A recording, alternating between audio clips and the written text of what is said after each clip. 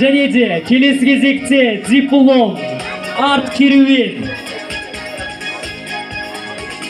көркем сөз номинациясы.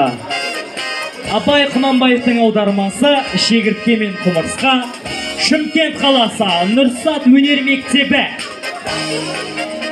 Айтбай Асхат гран-примен марапатталады.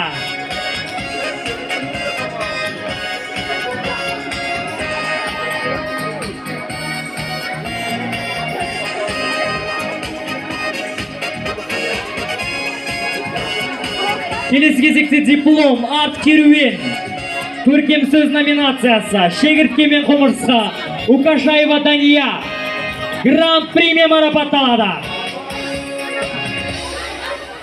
Ара бер. Құтты болсын. Келесі кезекте диплом, арт керуен,